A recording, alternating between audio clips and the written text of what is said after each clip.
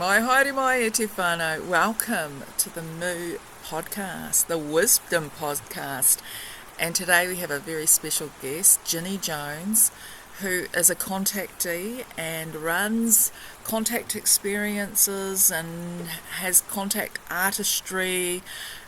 Super exciting. I'll just read you a little bit about who Ginny is. Ginny Jones is a multidimensional healer, spiritual teacher, medical intuitive and higher consciousness educator from New Zealand. But originally you were from somewhere else, right? You have a very British accent.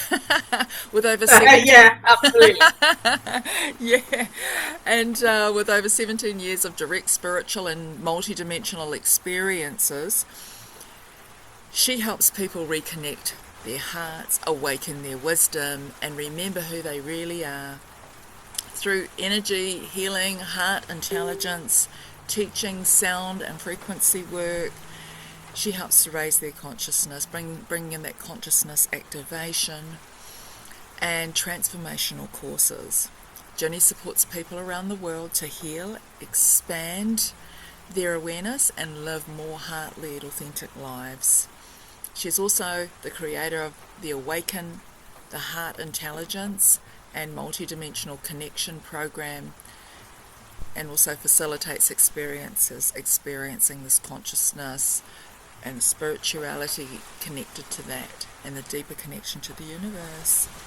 So, beautiful sister, on that note, let us all introduce you to the beautiful Ginny Jones. Kia ora, sister. Welcome to the Moo Wisdom podcast. Thank you so much for having me on. I'm excited about this. This is going to be great. So tell us a little bit about your journey, sister, and what started, and when did you have your first contact experience and those kind of promptings? Okay. I'll start right at the beginning. I didn't realise the connection to this until later on in life. But anyway, I was born about 20 minutes away from Stonehenge, at home on a Sunday morning without any hospital interference, which I feel is probably quite relevant to my journey. I've always been a free thinker and majorly sensitive as a kid, seeing spirit, sensing other beings and energy and people. I could suss people out as well, and had a few ghosty experiences as I was growing up and in my teenage years, but back then I didn't really think much. To me it was normal. Other people never spoke about it, so I didn't really. And then met my husband, had kids, and still had spooky experiences, and both my children are really sensitive. And then we came to New Zealand. So it was when we came to New Zealand, which I now realise was fate brought us here.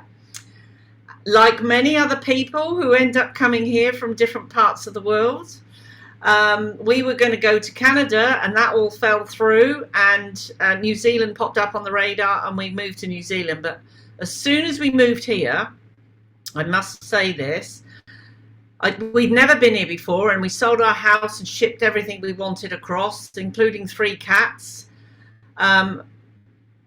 When we left the airport and we were in the taxi going from the airport to the hotel, the plants, the bushes on the side of the road were glowing. And now I realised I was actually seeing the life force in nature here. And so I want people to know, wherever you're listening from, if you're listening from other countries, there's something very special about nature here in New Zealand. The connection to Mother Earth, to nature beings, which I've also had contact with, and the plants and everything. There's such a deep spiritual consciousness connection to all those things here, specifically here. Obviously in the UK, I've been back and I've done healing work and land healing work and all sorts of things. But over there, there's so many layers and layers and layers of business where lots of different things have happened over thousands of years. Whereas here, this is a fairly new, well, so we think. It's actually not new, as we know. But probably not this bit of land anyway, because this is the mountains of Mu, isn't it?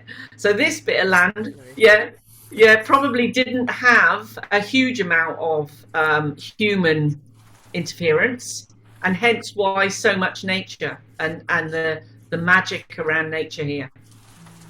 So yeah, we arrived in New Zealand, and after settling in for about a year, I had this urge to find a group, a spiritual group, or learn something, or healing. And I ended up, like most people do on their beginning of their journey, of their sort of awakening journey, learning as I could about everything to do with it. So I went on mediumship courses, did loads of different healing. I became a Reiki master teacher, a medium, psychic, higher consciousness meditations and work. Oh my goodness, I just wanted to learn everything. And I got to a point where I was in a group, and I've got a really free thinking mind. And so when people try to put me in a box and say, you've got to follow these rules, I actually find it quite difficult, really.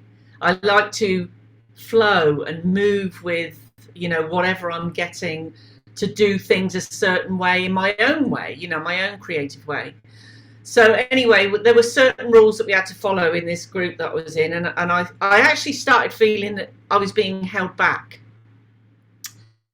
Decided to leave, but I was a bit scared about leaving. And so I said to my team that I was already working with, I said, okay, if I leave this and I'm now like fully on my own here, I want you to teach me directly. So I left, and that's exactly what happened. I started getting, when I was working on people doing healing sessions, I would get spirit family come in, guides come in, ET come in, other beings come in, like fairy folk, and other beings would come in around a certain person. And I realized that it was the person on the table, depending on who came in, whoever it was coming in for this person. And this happened every time I was working on someone. And even I know I've got a connection to Egypt, because the healing room that I had back in Auckland, there was a back door in it, and Anubis used to stand at the back door, like guarding the back door. And on occasion, some people that were lying on the table afterwards would say, do you know you've got that Egyptian dog-headed figure actually at your back door? So they seen him as well. So that was confirmation for me, which was awesome. Yeah, and, building up my healing practice there, and getting the odd ET contact. And then all of a sudden I was going out late at night with my dogs, letting them do their business, staring at the stars, because I love the stars. And I would start to see flash bulbs and lights in the sky moving. And I also, just previous to that, would start getting downloads of what I call light code. So it was always like a black screen with these light codes and hieroglyphs being written across like that. And it would start off in dream state, but I would wake up and I'd still be seeing it moving across. And that has happened ever since, and I still even get it now. It's changed slightly. Sometimes I get writing now, or codes, and other times I just get flashes of white light that go straight into my consciousness and wake me up. And I realized now, over all this time, that light holds information which is going into my light body, into my soul body, and activating me on a much deeper level for something yet to unfold, I'm going to say. So the information is being stored, but I've noticed also my healing has got more advanced as I've gone along. So what happened back then, when I was starting to have clients and build up my business back then, I was round a friend's house one night having dinner, and the lights started going crazy in her house. And I thought, oh, Spirit's trying to communicate. And I thought actually it was her dad that might have been trying to come through. Anyway, I wanted to see if the lights were going crazy in the other room. So I just said to the group that I was with, I'm just going to the bathroom. Went to the bathroom. The lights in the hall and the toilet were all flashing like crazy. Came back, sat down. I'd felt the atmosphere in the room change. And I was staring out through a ranch slider in between my two friends. And a little grey ET being, probably about 3 or 4 foot tall, was staring back through the window at me. And literally I saw him for about 10 seconds. And then I got this impression put into my mind, we're watching you. And so that was fascinating. I wasn't frightened at all. No one else saw him. It was just me. And yeah, that was really fascinating. I've actually drawn him. Felt like a male sort of figure.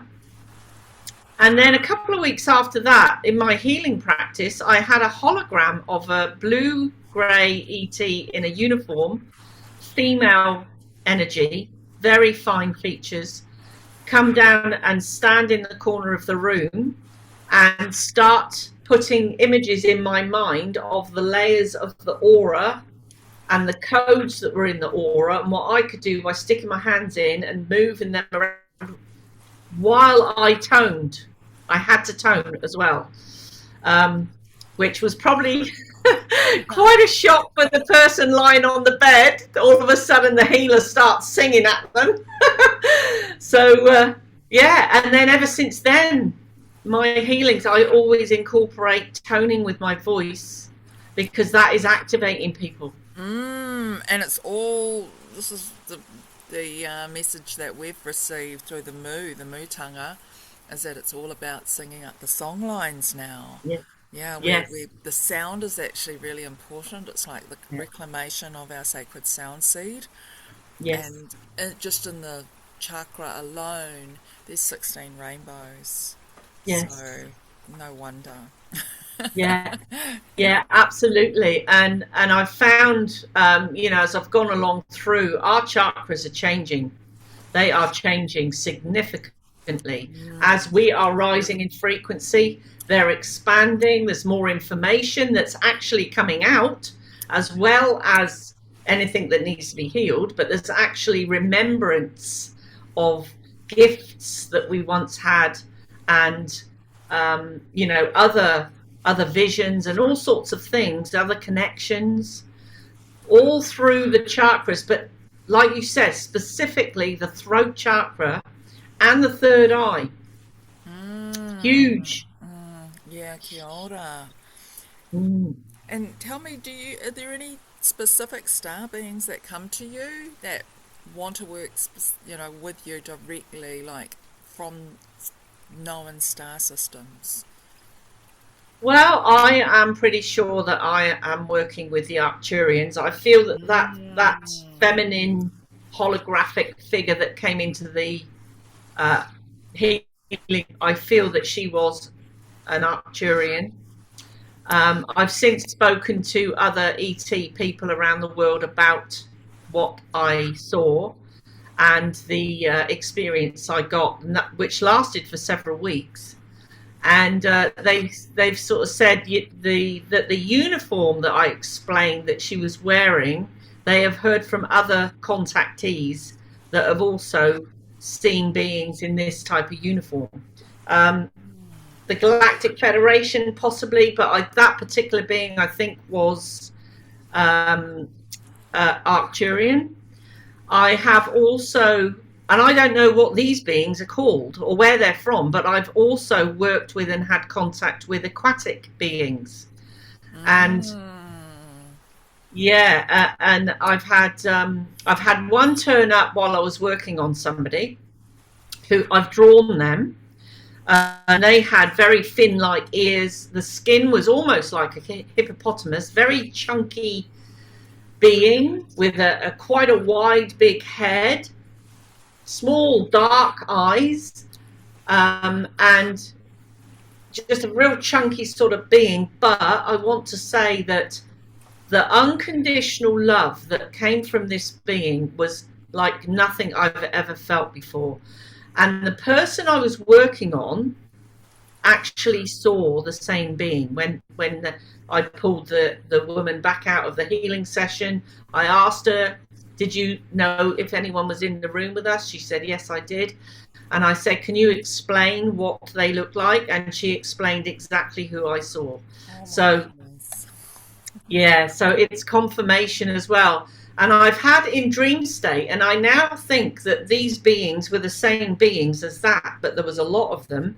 There was another woman, another human woman. I don't know who she was, because I've wiped out what she looked like for some reason. I don't know.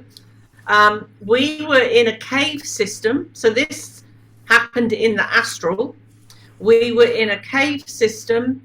There were these beings that were, they had some form of, I can only explain it, dive gear on, either side, hooded, couldn't see their faces, couldn't see any features, but they were short and stocky, like the being I'd seen around this woman. And anyway, they said to us, you have to, this is a test, you have to find your way out of this underwater cave system by using your intuition. Yeah, so what they did was gave us some form of quantum technology, and they put it in our throats so we could breathe underwater. Yeah. Yeah, so this was, remember, this is all in the astral. Yeah, so they put this, I've actually had my thyroid out, so I don't know whether that's significant to it or not, but anyway, they put this thing in which we had to get our throats used to be able to breathe underwater. I remember actually going, swallowing and trying to get, you know, the breathing going. And then they said, right, off you go, that direction. And there was an underwater cave system, which looked man-made, to be honest, or being made. And we came to crossroads, and the whole way we were doing it, these beings were lined the walls, not saying a word. They were just watching what was going on.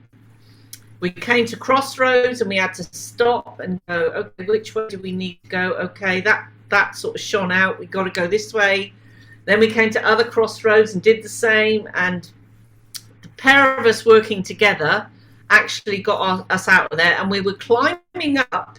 I don't know if anyone's ever been in a submarine, but when you climb up a submarine, you're climbing up these like metal ladders, a bit like a swimming pool, actually, climbing up these metal ladders. And then I woke up after that.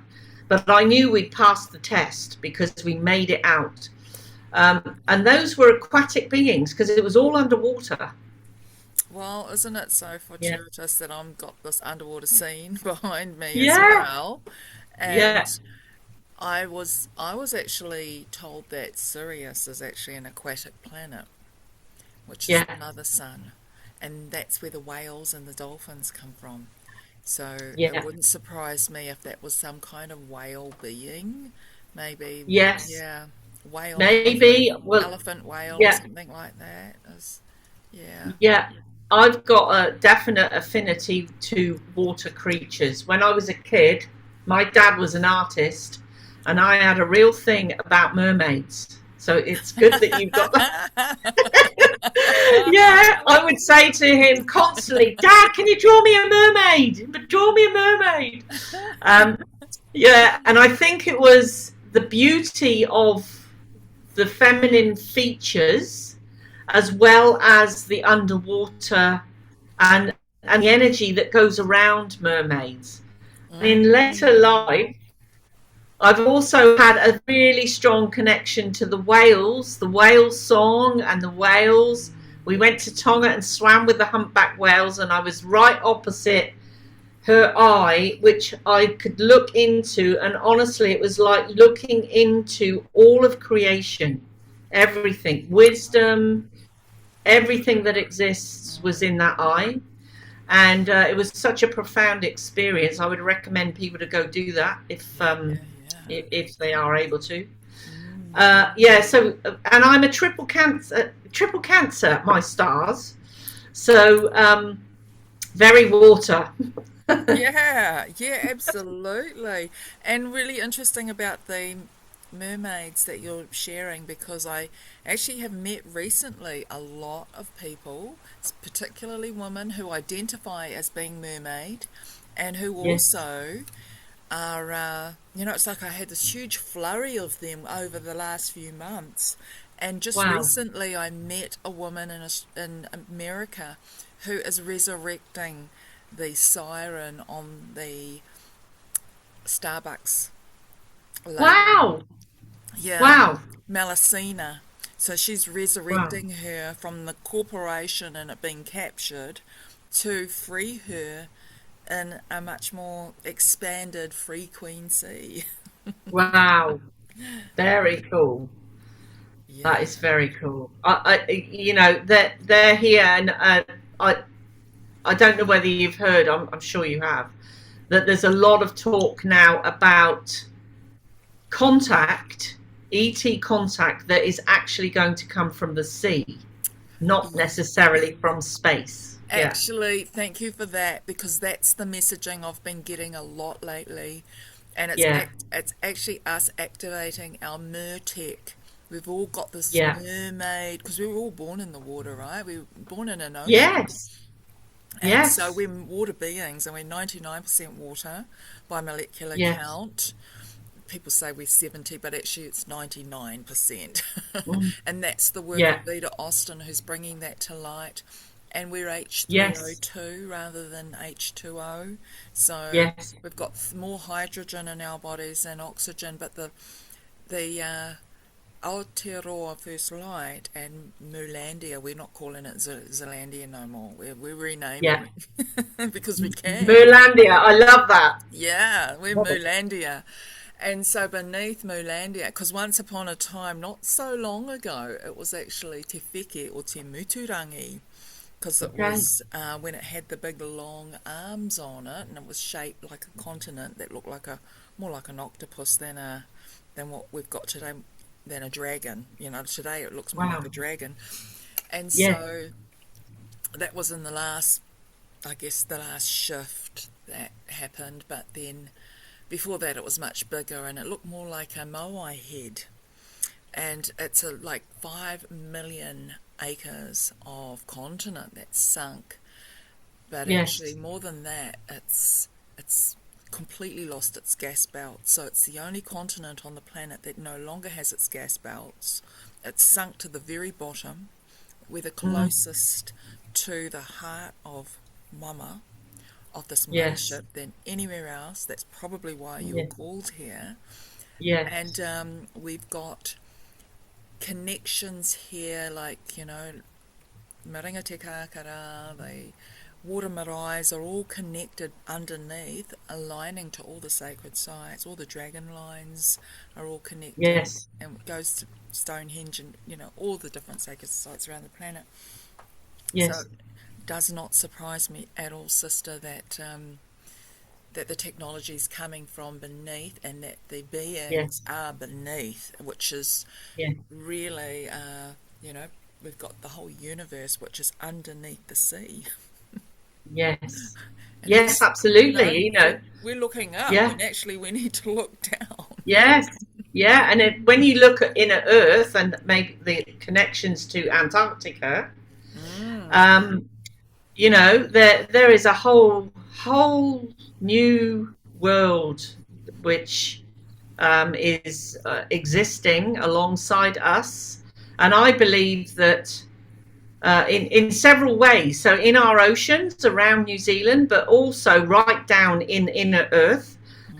I believe that the more the frequency of us rises and the Earth herself rises, it feels to me like we're coming to all the timelines and all the dimensions are slowly coming to one central point. I don't know what's going to happen at that central point to create it, but there's going to be no veils. We're all going to be walking amongst each other, communicating with each other, and there's going to be no veils eventually.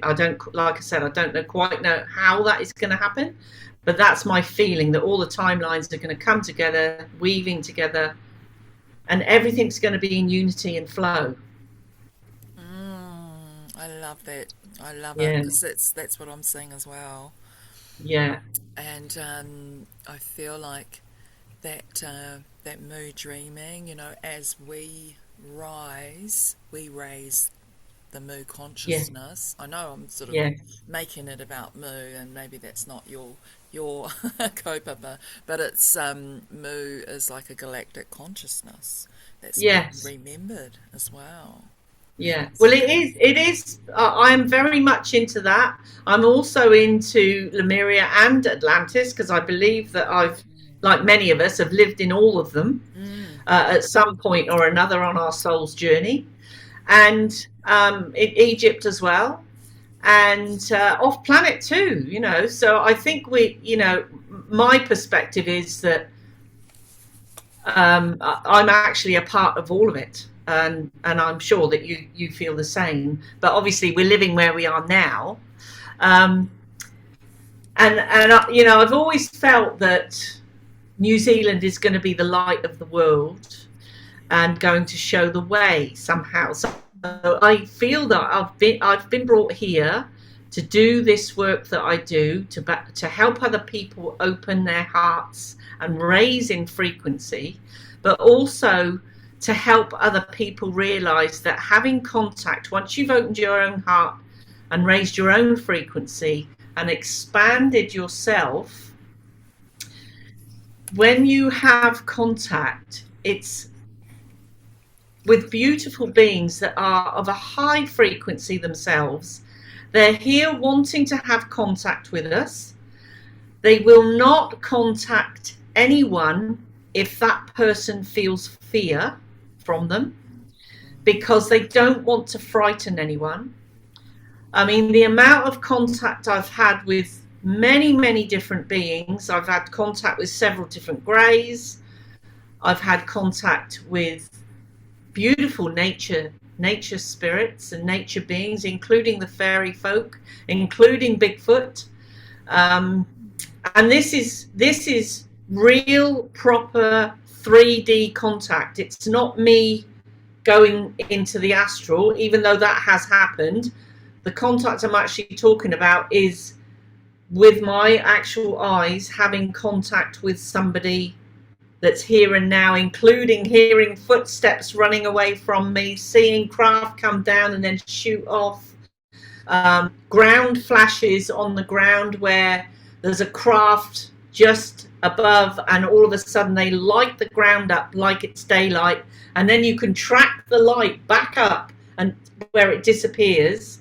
I've witnessed 3 of those over the time of being here. And another time where we used to live, because I do hold contact groups, and where we used to live, we had a mothership came over one night, and 4 of us who were there in the small group, we all witnessed it. There were like sets of lights, and I can only describe that the length of it took about 20 minutes for it to go over, and it was probably about 2 rugby pitches in length and 1 possibly width. And there were sequences and sequences of lights, and in between the lights we couldn't see anything. We were seeing the stars in between the lights, but the lights were all coming over really slowly above us, and we all witnessed it. And a couple of us tuned in, and we saw it was, or we felt it was a mothership, which only had a small staff of different beings, and that's here just in case needed. Oh, wow. That is Yeah. amazing. You know, I've had some contact experiences as well on the land here, and just, you know, when you were talking about the lights that are turning up on the ground, and then there being Yes. a beam, well, the particular beings that came to me, there was no beam. It just literally, Yeah. the light was coming up from the ground. It was almost like inner earth, but there was pure, like a circle, you know, like super spherical, and Yes. it came and it landed in our backyard, and it just nearly freaked me out completely because, you know, I haven't had anything land that quite that close, and it Yeah. beamed there for ages, and then it shot up to the top of the hill, which is actually an ancient parsite, and it split into three, and then it went into one Awesome. again, and Awesome. and I was like, wow, that's amazing. But then I got a subliminal message telling me to go up there and do ceremony on the blood moon, the next blood moon, and there needs to be three people. And what they showed me Yeah. on the land here was that it is actually an ancient well. It's a water well. Yeah. It's an aquifer, Yeah. and up there it's the Pounamu doorway, and we're actually on the ancient stargazers like alignment that where Tohunga used to stand, but it was also Yes. there's a waterway beneath, and yeah, an aquifer. So Awesome. yeah, That's lovely. Well, you live very near Thames, don't you? Um, yes, yes. Well, I did. I went on a C5 group thing up that road, the river that's at the back of Thames. We hired, yeah, yeah, we hired a house up there, and honestly, we had such amazing contact on that particular one, and I'm sure it was that area of land. So we've it got all the up the Kaimais and all the way up Coromandel, I think is a really high contact area. Kia ora. Yeah, because I mean the Yeah, whole of the Coromandel Peninsula is the well, we're the lower Kaimais along here. There's the yeah, Kaimais and Tauranga, and then they come all the way along here because it used to be the ancient geological most active site before it went down and moved down to Rotorua. But yeah. this That's here, right. It did. Yeah, yeah, and we've yeah, got a huge Stargate here, so we yeah, are getting a lot of contact coming in, and lots of people yeah, talk about that are part of contact groups, and Thames is well known for contact experience. yeah, yeah. Yeah, it was an amazing event, that one. And that's where we had one of the ground flashes, and we were seeing craft coming down, flying up in different directions, and energy ball craft. And we had, because we always sit outside in circle and do meditation and everything, looking at the stars and what have you. And we had a portal open inside the circle, and beings come down and went and stood behind everybody that was in the circle. We all could see the scintillating light shape of these beings behind each chair, and some people were touched. Um, and then, oh god, yeah. But in the break, because we always have a break, you can go off in small groups. So there were, I think there were four of us or five of us that decided to go up the hill a bit and walk through the forest. And in the daytime, we'd done this walk through the forest, and we came to a little area. And I remember coming to these areas in the UK when I was a kid, and you could sense the magic. It was a fairy, portal where beings could come and go. You could just feel it. And I get signs as I'm walking along. For anyone who's interested, look out for twigs that are either crossed over in a certain way, or maybe a loop with a twig that's gone through it, and you'll see that they're in the pathway in front of you where you're walking. They want you to see it, to see if you recognize it, and it's like a signal or a code. And if you recognize it, they know that you have, and they will start to interact with you.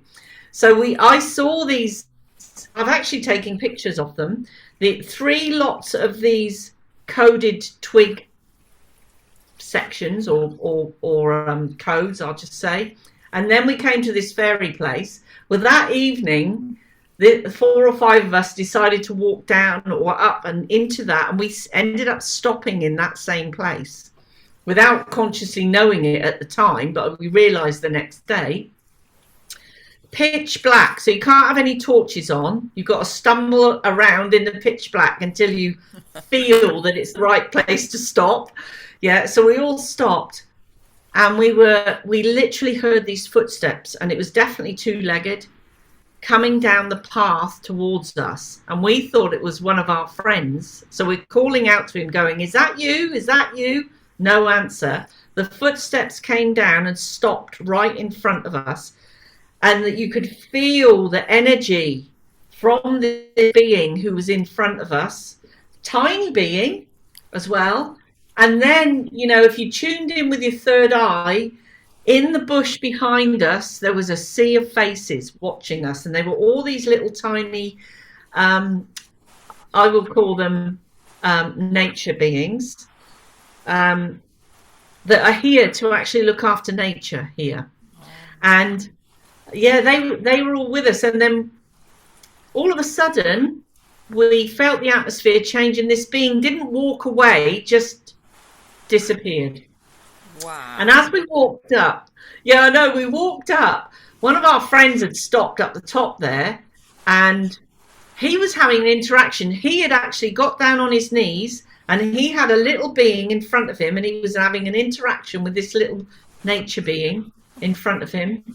And we disturbed him, so this little nature being ran off. He actually heard the footsteps.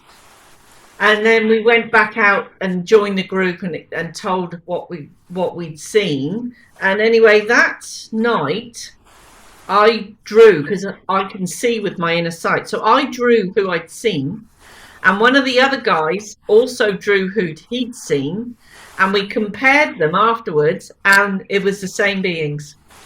Yeah. Wow. Yeah, it was so cool. So yeah, that was up the back of Thames, look. I think that might have been Shirley Greer's.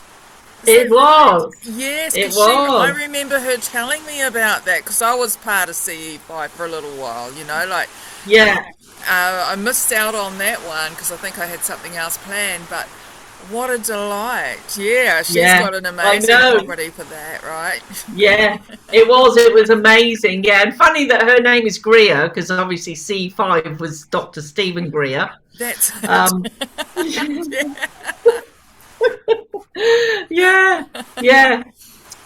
yeah, lovely.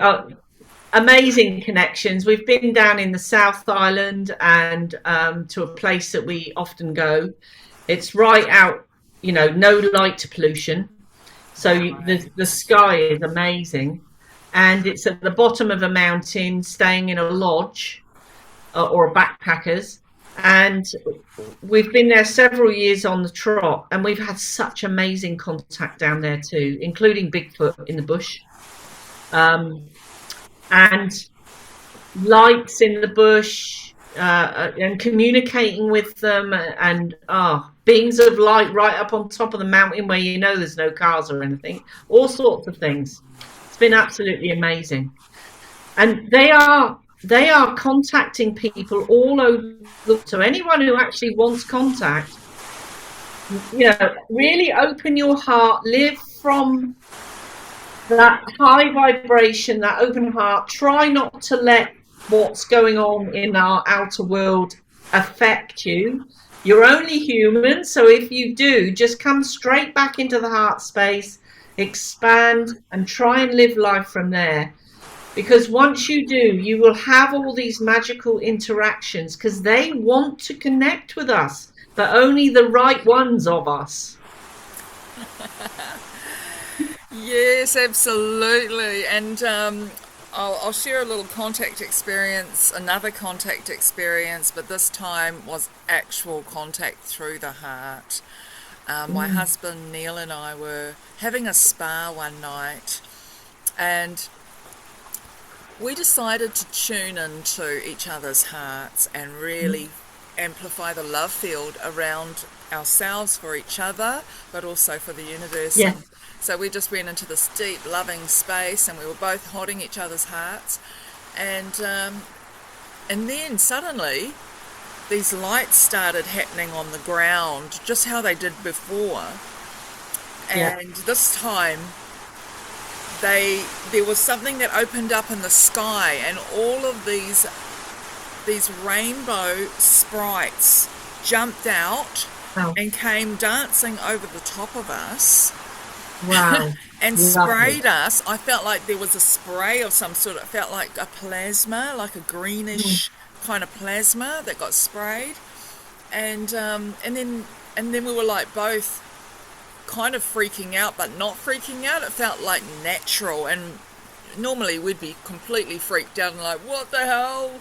But no, Yeah, for some reason, whatever they sprayed on us made us yeah, feel like that was normal. That, like, what we're yes, seeing is actually quite normal. And then I was yeah. like, wow, did you just see that? You know, about 5 minutes later, we were still holding each other's hearts. And then we kind of broke that love vibe fully, Yeah. and then they kind of disappeared. But then I thought, actually, let's see if we can do that again. Let's summon them in Mm, again. So we both did mm. the same thing again, and they turned up again. So Awesome. That's it so was like cool. twice in a row, but it was Yeah. definitely connected to our hearts being very, very open and Yes. the love field That's being. the way. It is the contact way. Yeah. Yeah, Yeah. yeah. Who would have known, eh? Definitely. Yeah, It's all I know. about the It's lovely, isn't it? heart. Yeah, it is. It is. Yeah, we were on 1C5 down in the South Island, and we saw pillars of light. We weren't sure whether they were coming from above down or whether they were coming from the earth up. But we also, that afternoon, I had sung to the lake that was there near where we were staying. And when we were up on top of the hill afterwards and we saw these pillars of light, we could hear the lake as if it was right under our feet, the lapping of the shore, whereas during the day we couldn't hear it from that point. It's like the waters got louder for us to hear them, and there were these pillars of light that were round where our seats were. Yeah, so we don't quite know exactly what they were, but they were pillars of light. What sort of, Yeah, it's what fascinating. colour were they? Well, they kind of looked misty, sort of white. Possibly, if we'd have stayed and tuned in, they might have been a bit rainbowy colours. Yeah, but at first glance, it was like misty, opaque, white, scintillating light type. Um, Right. yeah, yeah. Yeah. There's Oh so God. much, isn't there? They'll keep revealing themselves in different light as well, I guess, depending Yeah, on the vibration that we're carrying, because it's all relative. And I yeah, always like to say, there's only one of us here. But we yeah, like playing yeah, tricks on each other. yeah, yeah. Oh my goodness. I mean, I was even at Raglan at the weekend and we're having, I woke up in the middle of the night, there's a light in the room and I'm communicating with the light. The light's moving towards me when I ask it to, and then it backs off. And there was all this flowing, scintillating light flowing around the room, and I saw a little bit of a portal open in one corner.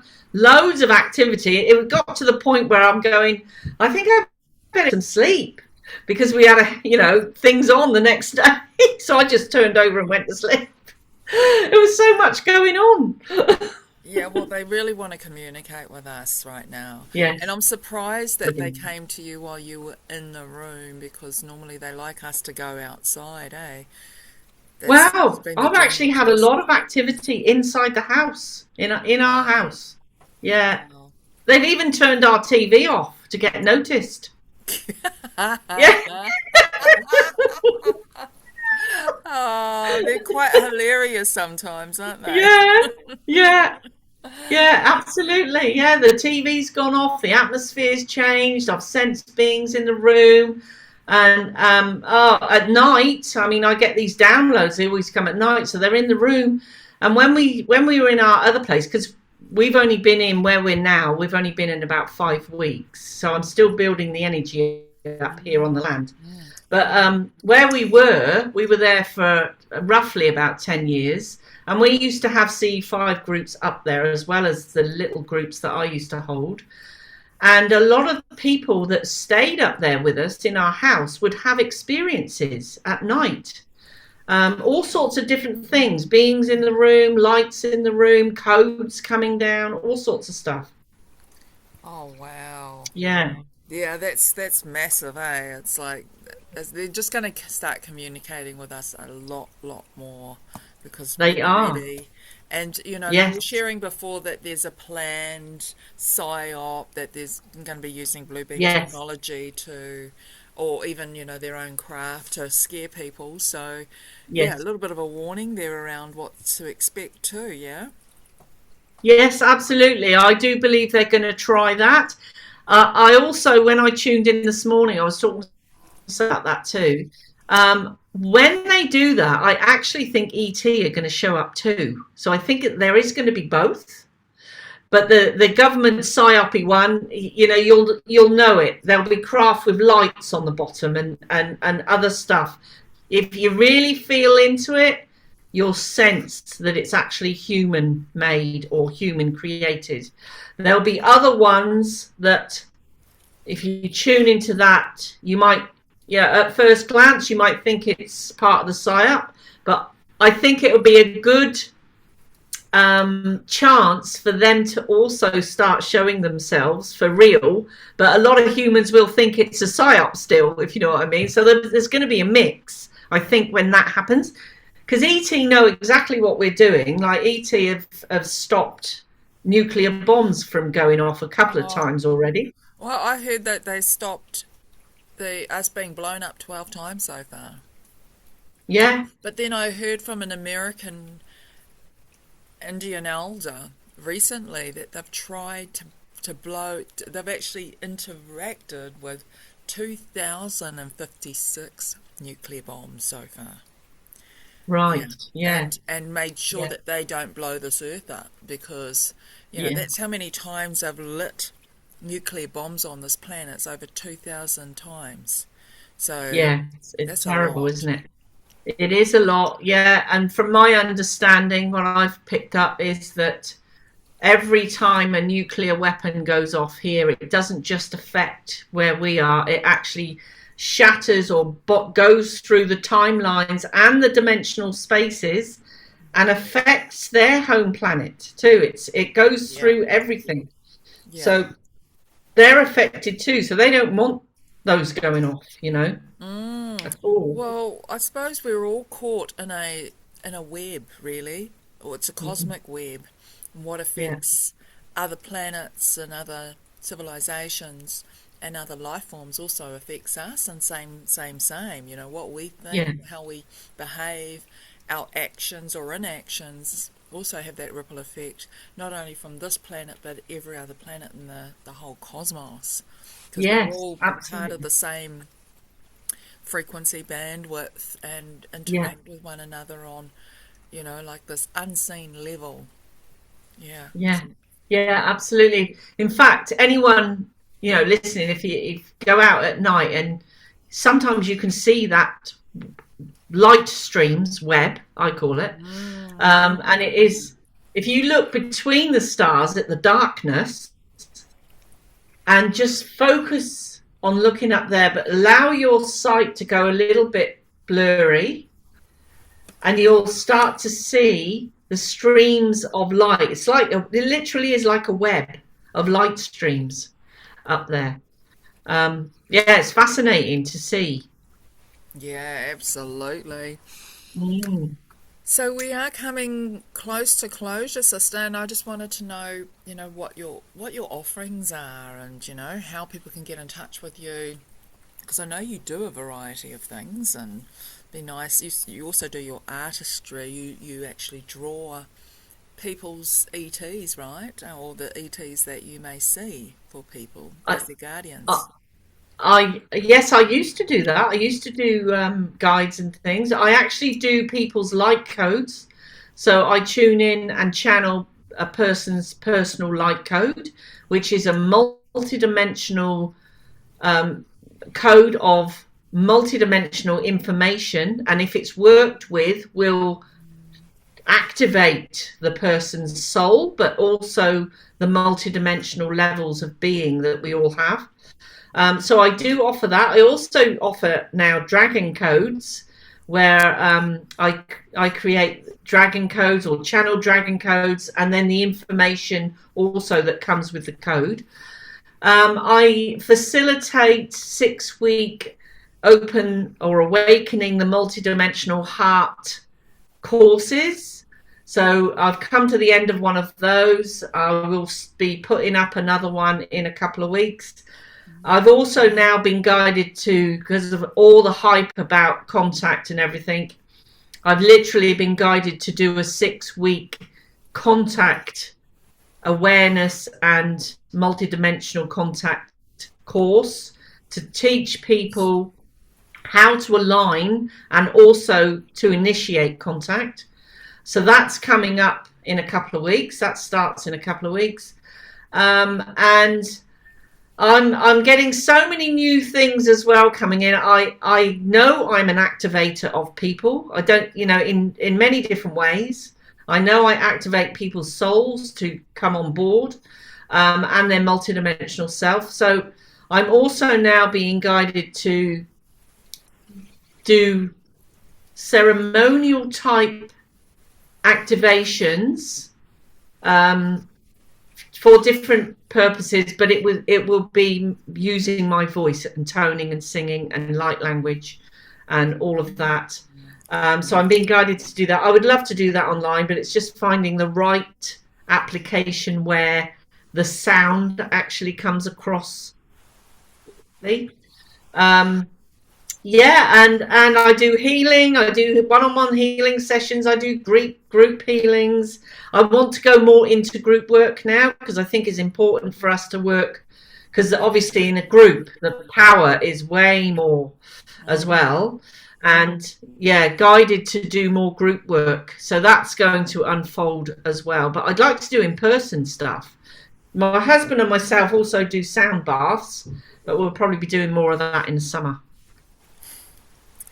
Yes. And where have you So moved to? lots. Just out of interest. Yeah, you do a lot. Yeah, yeah, we've we've moved from the other side of Kadikadi. We're now in between Kadikadi and Waihi Beach in a place called Tanner's Point. Oh, nice. So you got sea Yeah, views? no actual sea view from the house, but the sea is about a 7-minute walk down the road. Oh, Yeah, lovely. How fantastic. Yeah, yeah, nice and close to the yes, ocean. Beautiful. yes. I think it's time to be close to the ocean because of what we were discussing just now. Yeah, Yeah, definitely. Yeah, yeah, good on you, sister. That's yeah. wonderful. Thank you, Well, thank you. the other thing is, how can people get in touch with you? I'm going to write down your email address or whatever contact so I can put it into this Thank you. when I do some editing. Awesome. So, Thank you. so So once my it's yeah, yeah, my email address is Ginny, so it's Ginny, yeah. then spiritual art, so that's all one word, and then at gmail.com. My website is ginnyjoneshealer.com. And yeah, my phone number is 02112 if somebody wants to send me a text. Let me just repeat that. 021 Yeah, 02. Sorry, I have to say it in a pattern, otherwise I get it all wrong. Yeah, So it's yeah, say it again. yeah, 02112 021. 007 Yeah. 370. Yeah. Okay, so Awesome. 021207370. That's it. Yes. Thank you. Okay. Bless Excellent. you for everything that you do, and wonderful, wonderful. Blessings to you, darling. Thank